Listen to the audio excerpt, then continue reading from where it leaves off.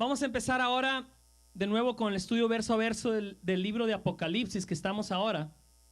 Ahorita que se baje el sol, que cada vez se oscurece más tarde, vamos a poder ver en la pantalla. Pero vamos platicando algo antes de empezar. La semana pasada alguien de ustedes me comentó que con estas predicaciones algo que le estaba quedando más claro es que no solo viviremos en el Apocalipsis en el futuro, sino que también estamos viviendo el Apocalipsis en el presente. Y me gustó escucharlo, me dio gusto, porque creemos que ese es uno de los propósitos que tiene este libro. Mostrarnos cosas que ya estamos viviendo hoy como creyentes, desde un lenguaje lleno de símbolos y drama, para darnos una diferente perspectiva de las situaciones que vivimos y animarnos. Dios quiere animarnos a través de este libro, aunque sé que es complejo y ha sido complejo para muchos, ¿no? No es tan fácil entrarle al lenguaje apocalíptico. Y bueno, para darles un poquito de contexto, recordemos que este libro lo escribe Juan, se cree que el apóstol Juan, y empieza con unos mensajes a las iglesias en sus primeros capítulos. Y después de eso nos relata una serie de visiones que se desprenden de un rollo o libro que solo Jesús, el Cordero de Dios, es digno de poder abrirlo, ya que este rollo representaba los decretos divinos para todo lo que ha sucedido, está sucediendo y va a suceder a la humanidad. Es como una especie del manejo de todos los tiempos. Y este rollo viene mostrándonos visiones agrupadas en ciclos de 7. Empezó con 7 sellos y luego siguió con 7 trompetas, donde cada ciclo busca consumarse en el número 7, que describe el acto final que Dios hará sobre la humanidad.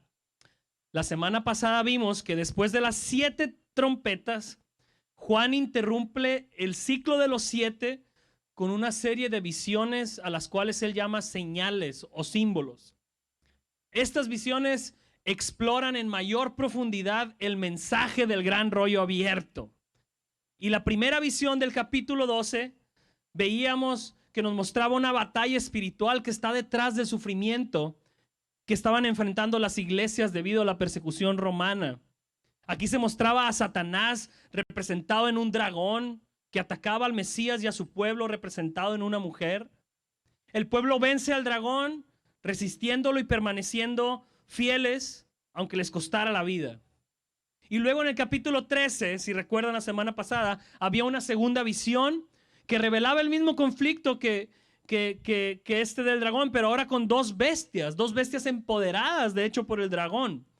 Una de ellas representaba el poder militar que conquista a través de la violencia, y la otra representaba el poder económico que exalta su poder como si fuera divino. Estas bestias demandaban completa lealtad a los seres humanos, exigiendo que se les pusiera una marca, que es el 666, veíamos la semana pasada, en la frente o en la mano. O sea, que permitieran que gobernara su forma de pensar y su forma de actuar. Y es en ese escenario en el que la iglesia está resistiendo a las bestias, donde vamos a ver las siguientes visiones del capítulo 14. Hoy vamos a hablar de este tema que no se ve, pero ahorita lo van a ver: la marca de la bestia contra la marca del cordero. Ese va a ser el tema de hoy. Vamos a escudriñar el capítulo 14, es un capítulo extenso. Pero antes de eso vamos orando, ¿les parece? Me gusta más esta posición que la otra, la verdad, lo siento más cerca, como que los puedo sentir más cerca y es mejor sensación.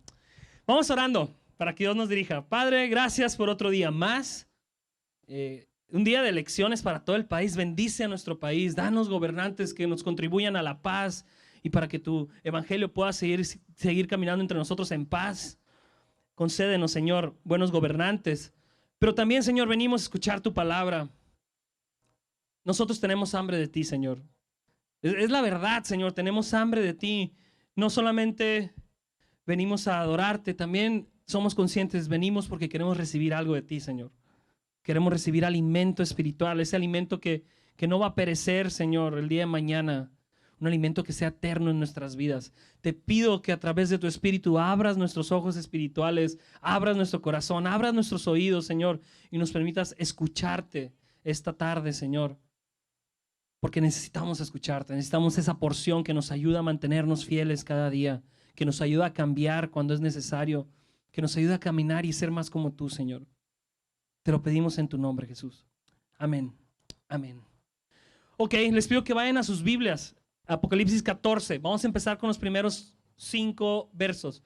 Deja tu Biblia abierta. Vamos nosotros a leer la Nueva Traducción Viviente. Cuando se vea la pantalla vamos a poner ahí los versos, pero mientras tanto abre tu Biblia. Son porciones largas, entonces a veces la letra también está muy chiquita. Y vamos con los primeros 5 versos. Pon atención, lo vamos a leer. Sígueme con tu vista o con tu oído si no traes Biblia. Dice: luego vi al Cordero de pie sobre el monte Sión, y con él había 144,000 que tenían el nombre del Cordero y el de su Padre escrito en la frente. Y oí un sonido que venía del cielo. Era como el rugido de grandes olas del mar o el retumbar de fuertes truenos. Parecía el sonido de muchos arpistas tocando juntos. Ese gran coro entonaba un nuevo canto maravilloso delante del trono de Dios y delante de los 4 seres vivientes y los 24 ancianos. Nadie podía aprender ese canto aparte de los 144,000 que habían sido rescatados de la tierra. Ellos se han mantenido tan puros como vírgenes, y con los que siguen al Cordero, y son los que siguen al Cordero donde quiera que va. Han sido comprados de entre los pueblos de la tierra como ofrenda especial para Dios y para el Cordero. Ellos no han dicho mentiras y son intachables. Ok, ponme atención acá, por favor. En todo este capítulo nos vamos a dar cuenta que Juan, mediante otras visiones, quiere mostrarnos contrastes entre lo que el maligno está haciendo a través del dragón y las bestias y lo que Cristo está haciendo a la par con su pueblo. Y él inicia mostrándonos a un rey cordero con un ejército de 144,000 personas que están cantando un canto de victoria por haber sido rescatados. Este rey es el Cordero inmolado, o sea, Jesús. Y su ejército es la iglesia. En el capítulo 7 vimos que estos 144,000 marcados con el nombre del Cordero representan a los redimidos por Cristo de todos los tiempos. Un ejército de conquistadores tomados de una imagen del libro de Números, si lo recuerdas. Si no, vete a ver el tema de 144,000 sobrevivientes en YouTube, que ahí se almacenan todas las prédicas. Pero entonces es Cristo y su iglesia. Y este rey está de pie en el monte Sión junto con su pueblo. ¿Cuántos han escuchado lo del monte Sión? Levante la mano. Sión. Muy poquitos, pero bueno. Para los profetas del Antiguo Testamento, Sión simbolizaba el lugar donde el Mesías reuniría una gran multitud de redimidos al final de los tiempos. Podemos verlo en Isaías y en Joel. Y ya en el Nuevo Testamento, vemos en Hebreos, el capítulo, si apuntas, es capítulo 12, versos 22 y 23. Vemos en este libro que el monte Sión es identificado como la ciudad celestial de Dios, la Nueva Jerusalén, como se le llama también en Apocalipsis 21. Lo que está mostrando aquí Juan es que al final no será el dragón ni las bestias quienes saldrán victoriosos. Será el Cordero y su pueblo. Dios le estaba diciendo a su pueblo perseguido: todo esto horrendo que están viviendo pasará, y Cristo y su pueblo saldrán victoriosos al final. Él se va a encargar de todo. Es lo que les está diciendo. Ese es el mensaje constante de Apocalipsis para animar a los que se sienten oprimidos en este mundo, a los que se sienten al borde de tirar la toalla porque ya no ven la luz. Él se va a encargar de todo, como decía la canción que posteó el pastor Héctor la semana pasada en sus redes. Imagínate lo que era recibir este mensaje para quienes vivieron en un tiempo donde se les estaba oprimiendo por su fe, donde se les violentaba físicamente al punto de torturarlos o matarlos, y se les segregaba impidiéndoles comprar o vender. O sea, se les negaba la capacidad de generar recursos para por lo menos vivir. Imagínate lo que era para ellos escuchar esto. Él se va a encargar de todo. Al final, él los hará salir victoriosos. Y ahora imagínatelos leyendo esta carta y después diciendo algo como: no me voy a dejar dominar por este mundo. y sus bestias. Cueste lo que cueste. Jesús se va a encargar de todo al final. Esa es la actitud que Dios quería que su pueblo tomara al leer estas visiones. Y es la actitud que quiere que nosotros tomemos también. Él se va a encargar de todo. Y luego en estos textos también, si los tienes ahí, vemos también que de esta nueva Jerusalén está saliendo un cántico nuevo. De ahí viene todo esto de un cántico nuevo. De aquí viene, de esta parte de la Biblia. Hay arpas, hay alegría y hay un canto que solo el pueblo redimido por Cristo puede entonar. ¿Cuál creen que es ese canto? ¿El que cantamos aquí? ¿Qué canto será en aquel día? Ese que solo el pueblo redimido por Cristo puede cantar. No lo sabemos, pero seguramente ese canto va a decir, hemos sido salvados. Y eso es algo que ningún otro ser creado puede decir o podrá decir. Porque sabes, Dios no descendió en Jesús en forma de un animal. No descendió tampoco en forma de árbol o en forma de ángel. Descendió en forma de ser humano. Porque Él vino a salvar seres humanos. El pastor John Piper dice, no hubo ningún plan de salvación para los ángeles caídos. No tenía que haber tampoco un plan de salvación para nosotros. Tiembla con agradecimiento ante esto.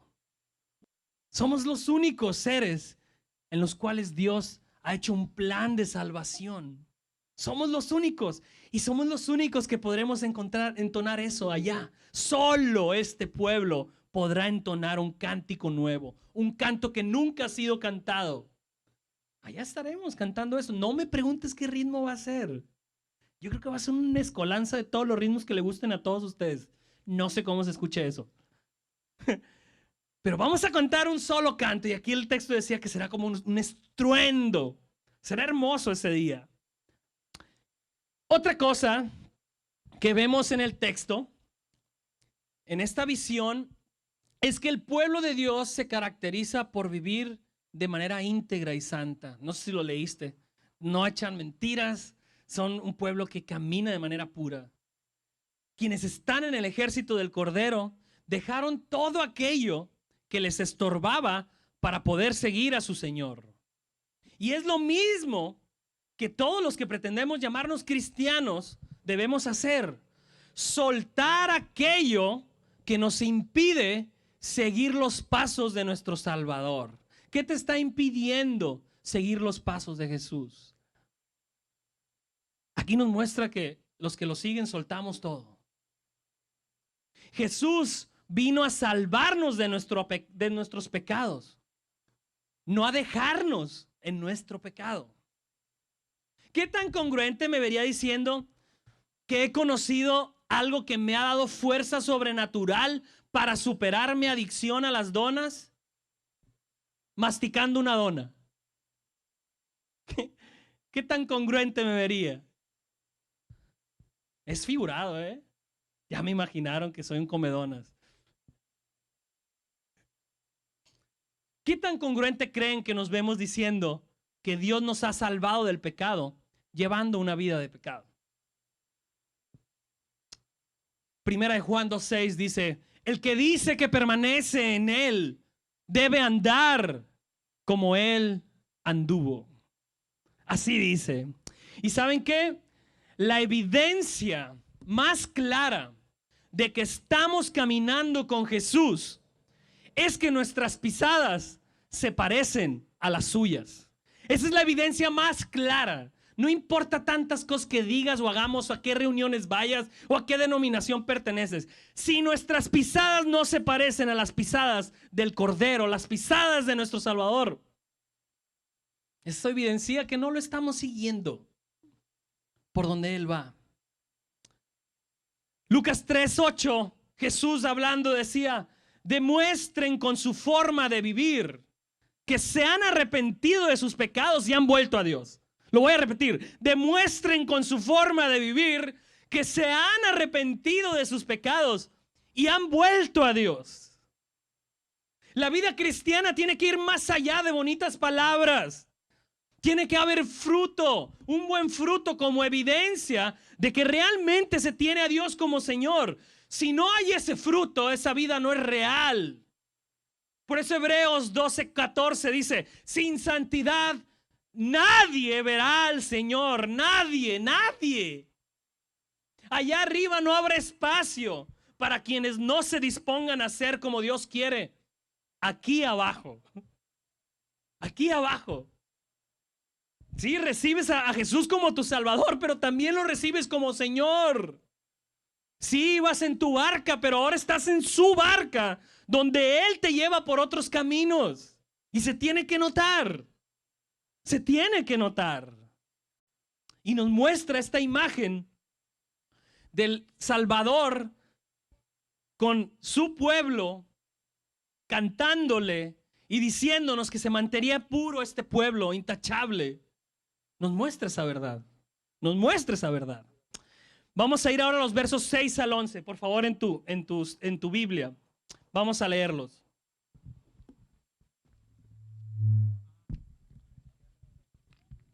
Versos 6 al 11.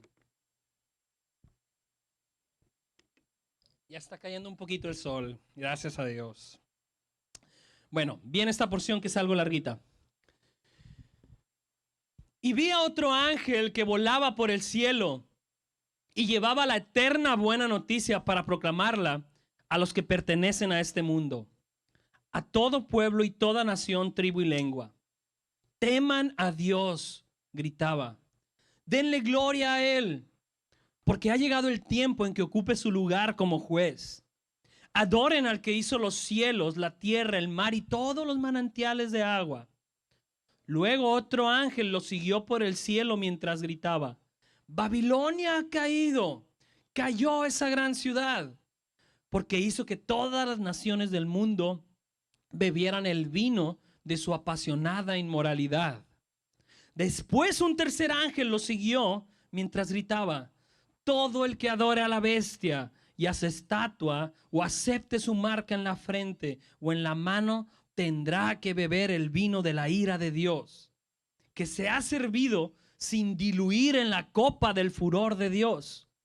Ellos serán atormentados con fuego y azufre ardiente en presencia de los ángeles santos y del Cordero. El humo de su tormento subirá por siempre jamás, y no tendrán alivio ni de día ni de noche, porque adoraron a la bestia y a la estatua y aceptaron la marca de su nombre. Ok, pónganme poquita atención acá, por favor. Pónganme poquita atención. En esta visión vemos 3 ángeles que están anunciando el día del juicio. Y a cada uno nos está dando distintas perspectivas de cómo va a ser ese día. Les recuerdo que nosotros no creemos que estas visiones deban tomarse de manera cronológica. Es decir, no porque la visión anterior nos habló un poco de lo que pasará al final con el pueblo de Dios, esta visión nos está relatando lo que sucederá inmediatamente después del monte Sión y de los redimidos. Más bien pensamos, junto con muchos estudiosos, que estas visiones están enriqueciendo la historia de redención desde distintas ópticas, sin ser estrictos en los tiempos exactos en que se está cumpliendo o se van a cumplir.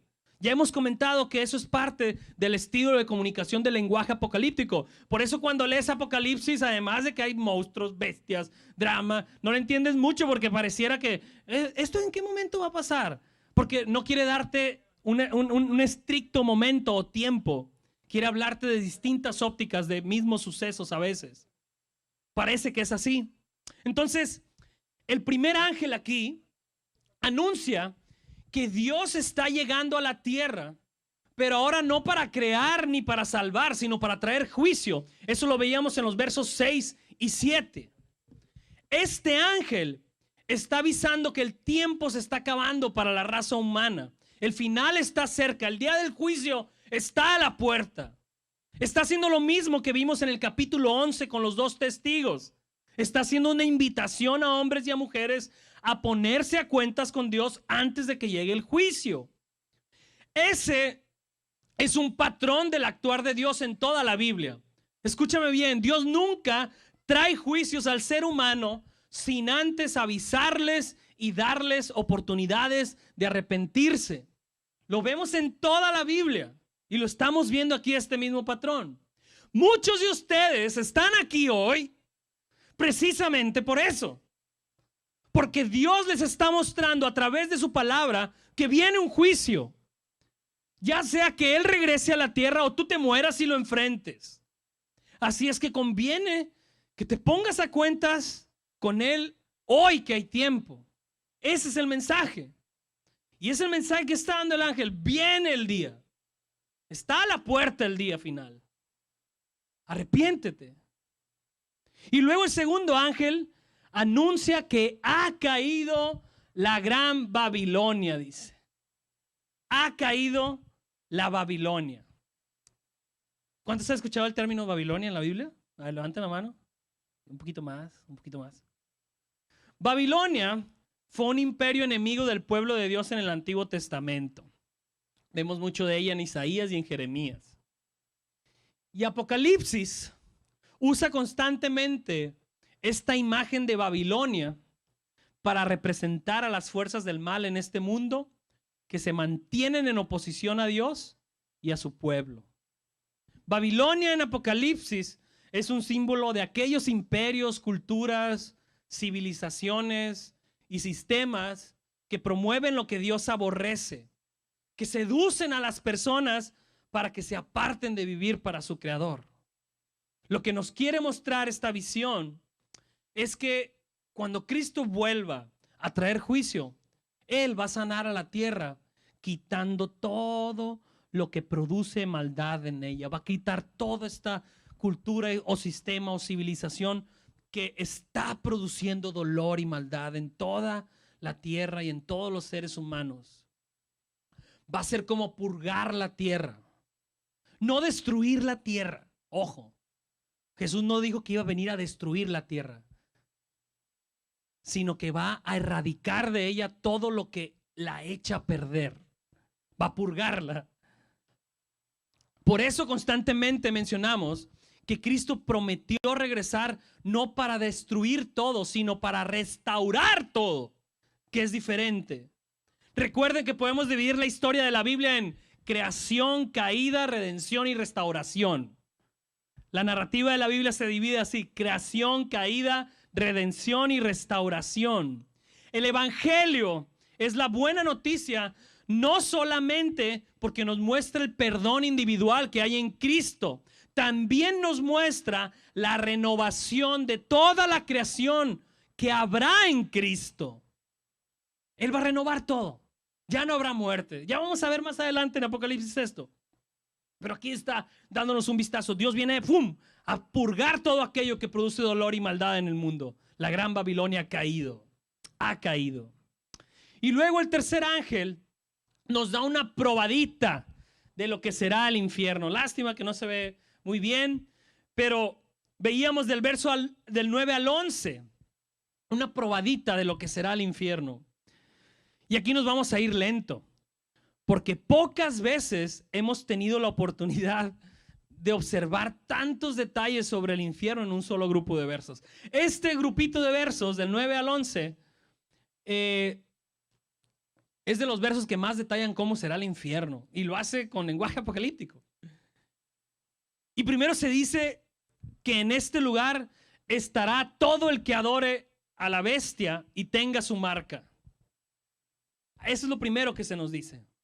Como veíamos la semana pasada, los marcados por la bestia son todos aquellos que no quisieron nadar contracorriente en este mundo, sino que se dejaron ir con todo lo que esta vida les ofreció sin oponer resistencia. Esos son los marcados por la bestia. El destino de Satanás, la bestia, es el infierno. Y ese también será el destino de todos aquellos que doblen rodilla rindiéndose a cuanto placer terrenal se les ofrece, sin oponer resistencia. Ese será el destino. Duro, ¿no? Pero no empieza a suavizarse más.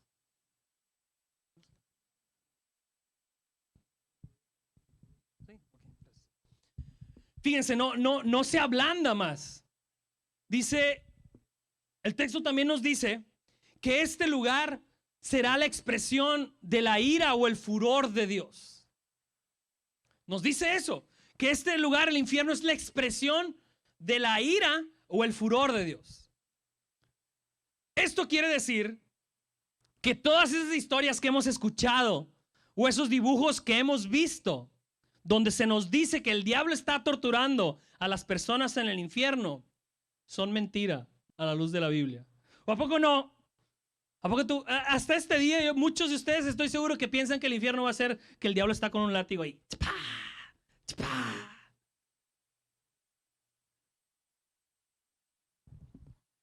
En el infierno, Satanás y los demonios no serán los atormentadores, serán los atormentados. Dios reina en todo lugar, incluso en el infierno. Las cosas no son como parecen. Dios reina en todo lugar, incluso en el infierno. Les dije que nos íbamos a ir lento porque es difícil ver cómo un Dios de amor puede reinar también en el infierno, donde hay castigo y tortura eterna. Las cosas no son como parecen. Pero avancemos. También se nos dice que este lugar será un lugar de tormento eterno. Y usa una expresión muy pintoresca. El humo de su tormento subirá por siempre jamás y no tendrán alivio ni de día ni de noche. Tremendo. Jesús lo mencionó también en Marcos 9:48.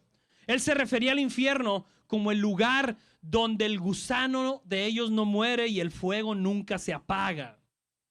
¿Sabes qué? La Biblia no apoya la idea de que existe un purgatorio. O sea, un lugar después de la muerte donde cada uno paga por sus maldades y luego sale libre. Eso no viene en la Biblia. De hecho, es un invento que popularizó la iglesia romana, que por cierto también cobraban dinero para sacar a las almas del purgatorio, con las indulgencias, si lo recuerdan. Pero eso no viene en la Biblia. Y ¿sabes qué? No habrá segundas oportunidades después de morir. Y debemos temblar frente a esa verdad. No hay segundas oportunidades. La Biblia tampoco apoya la idea de que el castigo de Dios para los rebeldes va a ser la aniquilación de su vida.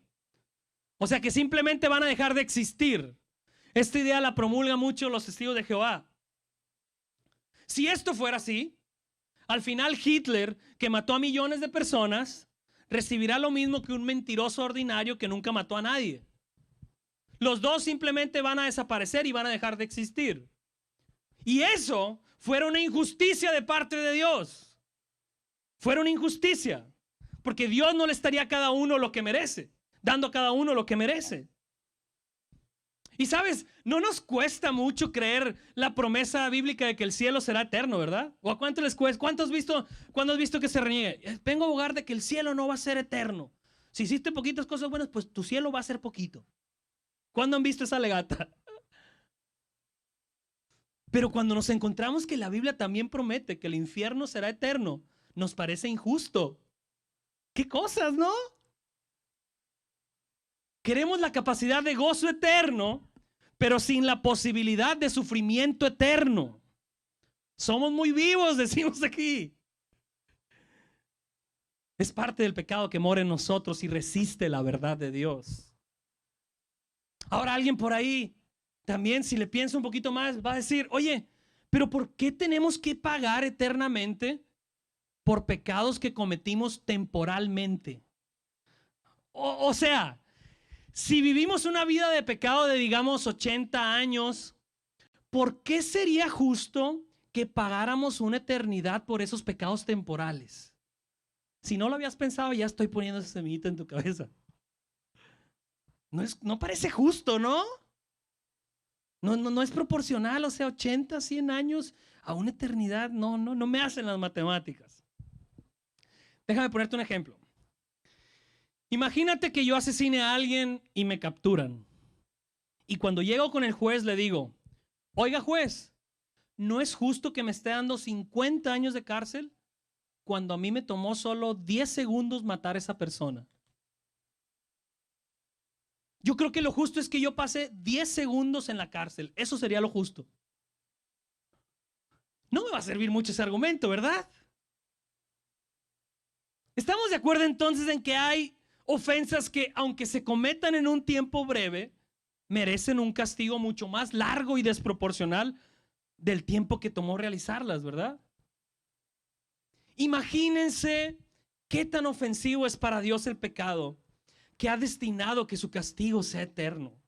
O sea, cuando veas esa verdad en la Biblia, en vez de luchar contra ella, empieza a pensar un poquito, no manches, realmente para Dios es, ay, se me fue el gallo. Para Dios es sumamente condenable esto, tan condenable que va a poder mantener a una persona por la eternidad. Y aún así no va a zarcir eso, no va a poder cubrirlo. Y miren, la realidad es que en este tema vemos nuestros pecados muy pequeños. Porque vemos a un Dios pequeño, nuestro concepto de Dios es muy pequeño. Tenemos un Dios con un concepto de justicia y santidad muy pequeño. Por esta razón vemos la condena del infierno como algo exagerado. Si conociéramos mejor a Dios, no pensaríamos así. Cuando lo veamos después de la muerte o en el día del juicio, no vamos a pensar lo mismo. Nos daremos cuenta que las cosas no son como parecen, que nuestros pensamientos y nuestras justicias son demasiado pequeñas. Allá, cuando veamos su gloria, nos hará sentido porque eso será eterno. Pero la Biblia nos sigue revelando así, las cosas no son como parecen. Ahora alguien también por ahí también quisiera objetar y diría, oye, pero ¿qué no me has dicho que estamos leyendo Apocalipsis y que este lenguaje es figurado y muy simbólico? O sea, no cabe la posibilidad de que todo esto no vaya a ser literalmente así, sino que es solo un simbolismo, el humo de su tormento, es como para darle pintura y drama a eso. Y yo te respondería, claro que sí. Eso es Apocalipsis. Se está usando un lenguaje simbólico. Pero eso es lo que lo hace más terrorífico. Es como cuando le dices al doctor que sientes que te está punzando la cabeza. ¿Te está punzando la cabeza? No te está punzando, pero usas ese lenguaje figurado para tratar de expresar mejor la realidad de lo que estás sintiendo. Sientes que algo te está punzando. La Biblia usa lenguaje simbólico sobre el tipo de tormento que se vivirá en el infierno, porque no hay palabras ni ejemplos terrenales que alcancen a describirnos en realidad lo horroroso que va a ser eso. No hay. Y la pregunta de fondo es, ¿cómo puede Dios tener un corazón tan maligno como para tener a alguien sufriendo eternamente de esta manera tan horrorosa? Porque yo no le desearía eso ni a mi peor enemigo, diría alguien. Ya, hombre, con 80 años o no 100, pero la eternidad. ¿Cómo Dios puede ser alguien que está ahí, torture y torture? Ese ser me da miedo. Pues sí que te dé miedo, pero cuestiónate un poquito el tema de que si es maligno. Y sabes, hay muchas cosas que pudiéramos decir de esto, pero les daré algunas que sirven como contrapeso. Número 1, la Biblia nos muestra que Dios tiene un gran pesar de que la gente se vaya al infierno. Ezequiel 33:11 nos deja claro que el deseo de Dios es que los rebeldes se arrepientan para que se salven de esta condenación, no que los rebeldes paguen por sus ofensas. Entonces la imagen de Dios, imagínate a un rebelde, Dios despidiéndolo como un padre con lágrimas despidiera a un hijo que va a la cárcel. Esa es una mejor ilustración que nos provee la Biblia, que Dios siente un pesar cuando el rebelde no se arrepiente. Número 2, Dios no solo nos dice en la Biblia que Él siente un pesar porque las personas vayan al infierno. Dios en Jesús nos demuestra que Él ha hecho algo para que las personas no vayan al infierno. Jesús enfrentó en la cruz el infierno que tú y yo merecemos. Hubo más en esa cruz que solo clavos, latigazos y espinas. En esa cruz Jesús tomó la copa del furor de Dios. Esa es la razón por la que una noche antes de su crucifixión Jesús oraba al Padre: Padre, si es posible, pasa de mí esta copa. Era esa copa la que iba a beber.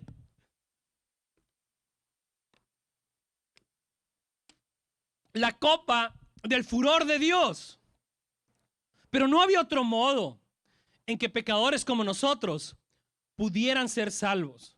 Así es que Jesús decidió sorber por completo el vino de la ira de Dios que tú y yo merecemos en el infierno. Lo tragó por completo en esa cruz. Por eso gritó: Dios mío, ¿por qué me has desamparado? Por eso tembló la tierra, por eso se oscureció el cielo, por eso se rasgó el velo del templo, por eso hubo un terremoto.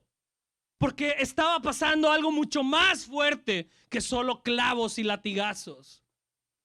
Mucho más fuerte. Él estaba tragándose el vino de la ira de Dios que tú y yo merecemos. Literalmente el sufrimiento que sufriríamos por eternidad, todo estaba siendo contenido en ese ser eterno que estaba siendo sacrificado ahí. Y como Él es eterno, Él pudo absorber el castigo eterno. Bebió por completo la ira de Dios. Y ahora, ¿cómo puede ser malo alguien que se entrega a un sufrimiento de tal magnitud para salvar a sus enemigos? ¿Cómo? ¿Cómo puede él ser malo si él hizo eso? Porque Jesús no estaba salvando a sus amigos, estaba salvando a sus enemigos. Nadie de nosotros hubiera sacrificado nada por el bien de un enemigo. Mucho menos nos hubiéramos entregado a un sufrimiento de tal magnitud como Él lo hizo por el bien de alguien que solo te hace lo malo. Nadie hubiera hecho eso. Nadie. Si creemos que si nosotros estuviéramos al mando, habría más gente en el cielo, estamos engañados. Uy, si yo fuera Dios, todos estuvieran en el cielo. ¡Mentiras! Nosotros no estuviéramos dispuestos a pagar el precio que Dios pagó en Jesucristo. Porque no somos ni más bondadosos, ni más misericordiosos que Él, ni más justos. Nadie estuviera en el infierno si nosotros estuviéramos al mando. Ni siquiera vuelves al restaurante donde te trató mal el mesero y crees que tú vas a perdonar a alguien para que entre al cielo. Ni siquiera le hablas a tu vecino que te hizo una mala cara. Y aún así crees que tú tendrías a más gente en el infierno. Porque Jesús lo hizo en contra de todo eso. Y nosotros no somos mejor que Él. Entonces, aquí el malo no es Dios por enviar a gente al infierno. Los malos somos nosotros por rechazar el medio que Él ha provisto en Cristo para salvarnos del infierno. ¿Cuántas veces no hemos visto en Apocalipsis que Dios llama a las personas al arrepentimiento de diversas maneras, pero ellas se endurecen en vez de ablandarse? ¿Cuántas veces no se está repitiendo la misma escena en distintas visiones?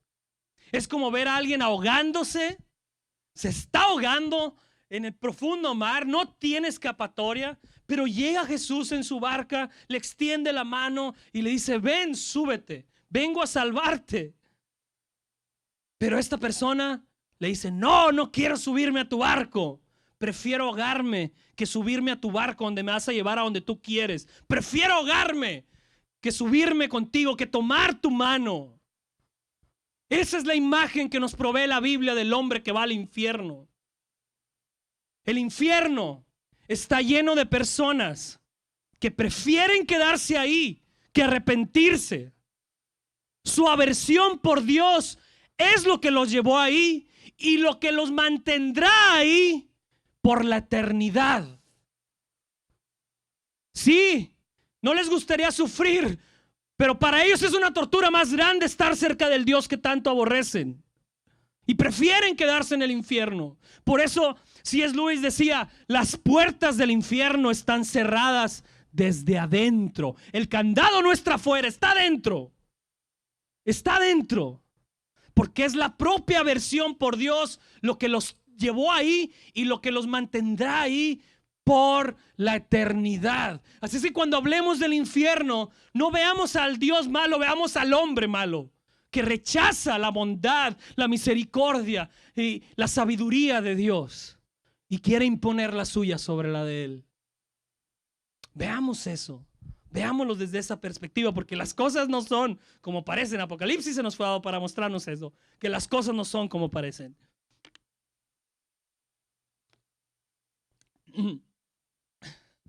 Están muy serios, hermanos, y constantemente estoy hablando de ese Apocalipsis porque pues no es fácil hablar del infierno. De hecho, sabemos que el temor al infierno no cambia el corazón de las personas, como vimos en el ejemplo de la culebra hace una semana, ¿recuerdan? Tú le puedes prender lumbre a una culebra y va a huir del fuego, pero no por eso deja de ser culebra. Entonces yo puedo predicarles a ustedes y que se vayan de aquí llenos de pavor y eso no los va a cambiar. No es eso lo que nos cambia. Pero es importante mencionar de la existencia del infierno, porque la Biblia menciona de su existencia. De hecho, no sé si sabías este dato, pero Jesús es quien más habla del infierno en la Biblia. Y si Él lo hizo, nosotros también debemos hacerlo. Me gusta mucho esto que dijo un teólogo que se llama R.C. Sproul. Dijo, algunos dicen que nosotros tratamos de predicar a Jesús solo como un boleto que nos saca del infierno. Esa no es la única razón por la cual recomendaría a Jesús a una persona, pero definitivamente es una de las razones. Y sí, lo es. No, el cristianismo no nomás trata sobre el infierno. O tener a Cristo no solamente te libra del infierno, pero definitivamente es algo que sí deberíamos de valorar para entender mejor lo que Él ha hecho por nosotros. No es la única razón por la cual te recomendaríamos seguir a Jesús, pero definitivamente es una razón que Él vino a librarte del infierno. Él vino a eso. Y bueno, les dije que nos íbamos a ir lento sobre este tema del infierno y vamos a ir a la siguiente sección, los versos 12 y 13. Vean estos contrastes que les vengo hablando. Vean, dice, esto significa que el pueblo de Dios tiene que soportar la persecución con paciencia, obedeciendo sus mandamientos y manteniendo la fe en Jesús. Y oí una voz del cielo que decía, escribe lo siguiente, benditos son los que de ahora en adelante mueran en el Señor. El Espíritu dice, sí, ellos son verdaderamente benditos, porque descansarán de su arduo trabajo, pues sus buenas acciones los siguen. Como venimos diciendo, estas visiones tienen la intención de que hagamos un contraste entre cómo terminarán los seguidores de la bestia, que es Satanás, y cómo terminarán los seguidores del Cordero, que es Jesucristo. Y aquí, mientras los que tienen la marca de la bestia terminan en el infierno, los que tienen la marca del Cordero terminan en gloria. Mientras los rebeldes serán atormentados día y noche por la eternidad, el pueblo que sigue al Cordero descansará de su lucha y sus buenas obras los acompañarán por la eternidad.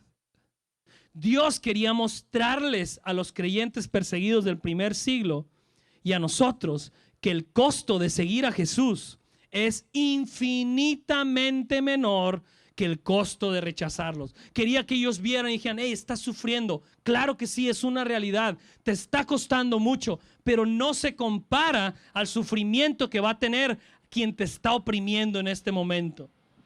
No se compara. Lo que te está costando a ti seguir a Jesús en esta breve vida no se compara a lo que le va a costar a alguien rechazar a Jesús. Es lo que les está diciendo. El infierno nos da esa perspectiva, que el costo de seguirlo es mucho menor que el costo de rechazarlo. Las cosas no son como parecen. Díganme ustedes cómo vale la pena vivir esta vida a la luz de esta verdad. Díganme qué es lo que vale la pena hacer cuando nos sentimos desanimados, a punto de tirar la toalla. Con esto del cristianismo, debemos de pensar, el costo de rechazarlo me va a ser más fuerte que el costo de seguirlo.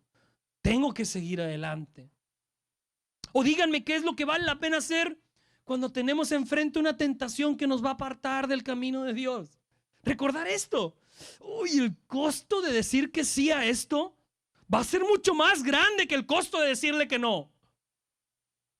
Y eso te va a llevar a un camino de obediencia. O díganme qué es lo que vale la pena hacer cuando estás en una situación en la que obedecer a Dios te va a costar mucho.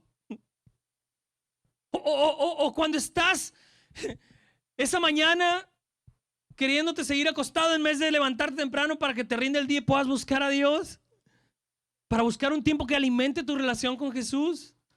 Pues es práctico. Y si me quedo acostado me va a dar 10 minutos de placer, pero si busco al Señor, mi placer va a ser más fuerte. Y lo puedes aplicar a eso también. Entender esa manera de actuar de Dios. O díganme ustedes, ¿qué es lo que vale la pena hacer con esa invitación que nos está haciendo Jesús para que le entreguemos hoy nuestras vidas?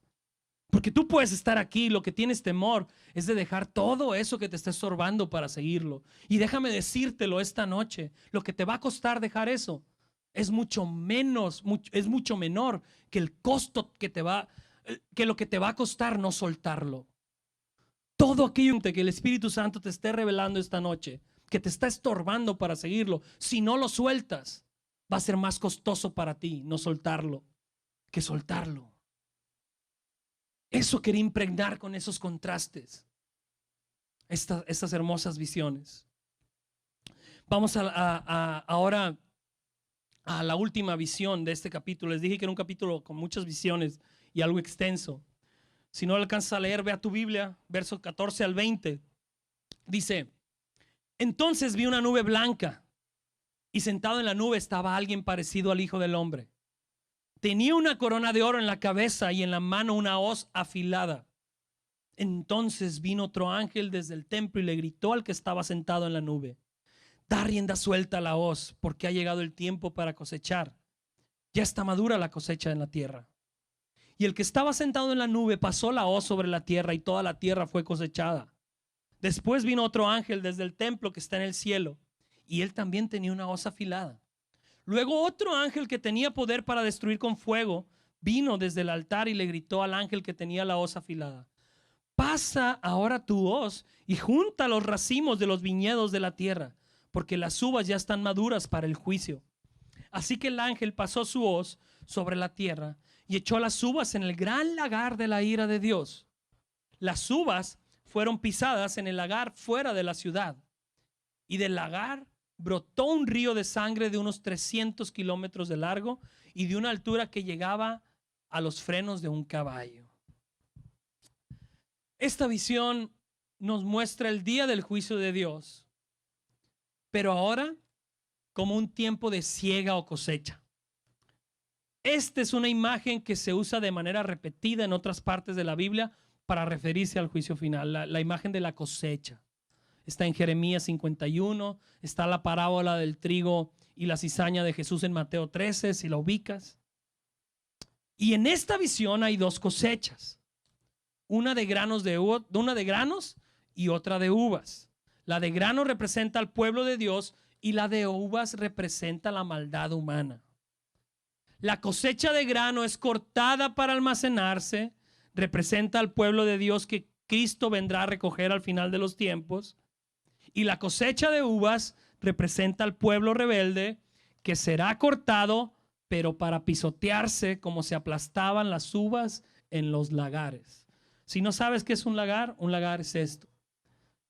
Se quitan las uvas de los viñedos, se meten en estos recipientes y se empiezan a aplastar y parece que tienen sangre si te das cuenta a los pies. Entonces está usando una ilustración para mostrarte una imagen muy pintoresca de la agresividad con la que Dios traerá juicio a los rebeldes.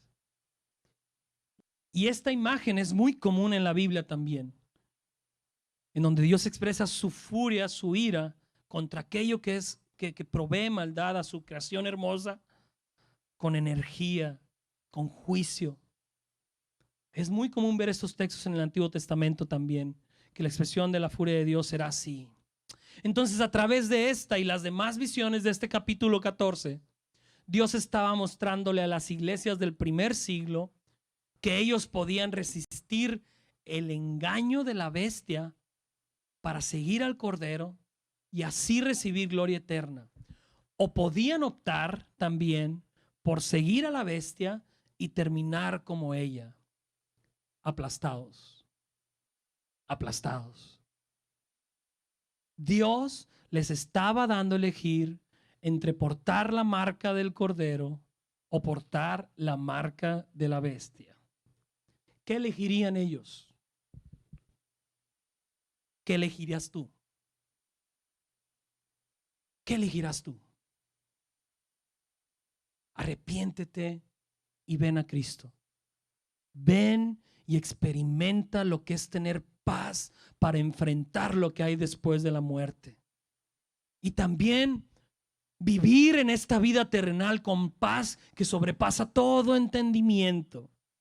No tienes que esforzarte por hacer cosas buenas para ganarte el favor de Dios. Jesús el Cordero ya hizo todas las cosas buenas que habían que hacerse para agradar a Dios en tu lugar. No tienes que merecerte su perdón, solo tienes que recibirlo. No tienes que vencer a este mundo y todas las tentaciones para poder venir a Él. Ven a Él para recibir una nueva vida con un poder divino que vence a este mundo.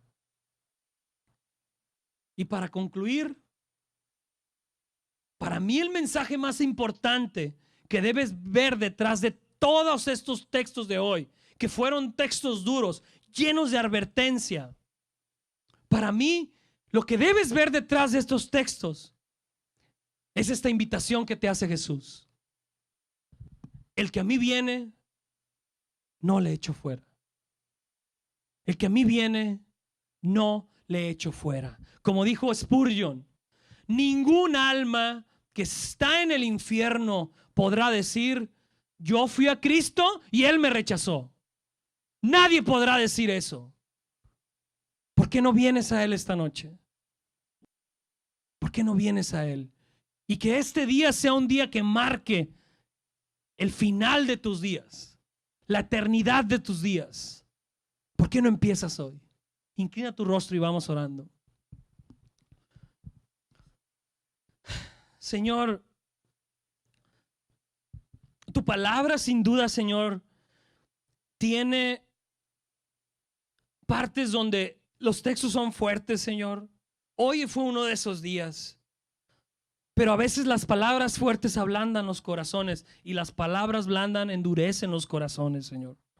A veces también sucede eso, Señor. Señor, que suceda lo primero hoy. Que estas palabras que tú nos dejaste, que son parte de tu revelación divina, ablanden nuestros corazones, Señor. Te lo pedimos, Señor. Al que esta noche se le mostró que no caminaba como tú caminas, Señor, te pido que le des esa gracia, Señor, ese poder para cambiar estos hábitos que sabemos que no te glorifican, Señor. Te pido que apartes la condenación de su mente también, Señor, y que pueda ver que en ti siempre hay posibilidad de arrepentimiento, que el que viene a ti tú no lo echas fuera, Señor. Señor, también para aquellos que no te conocen y que el día de hoy han escuchado esta palabra fuerte, te pido, Señor, que ablande sus corazones, que les hagas entender, no por una exposición de palabras, sino por tu Espíritu Santo, que no vale la pena vivir esta vida sin ti, Señor. Que lo mejor que podemos hacer con esta vida que nos has prestado es entregártela a ti de vuelta, porque es ahí donde encontramos vida, Señor. Señor, danos la gracia de caminar en este mundo contra la corriente, no con la corriente, Señor. Porque el día de mañana, e incluso esta misma noche, el mundo como bestia va a venir a empujarnos a ir con esa corriente, pero solo a través de tu Espíritu y de la gracia que hay en el Cordero de Dios podemos caminar en obediencia. Danos esa gracia, Señor. La necesitamos, Padre. La necesitamos para caminar como tú quieres que caminemos, como tú caminaste cuando anduviste entre nosotros. Te lo pedimos en tu precioso nombre, Jesucristo. Amén. Amén.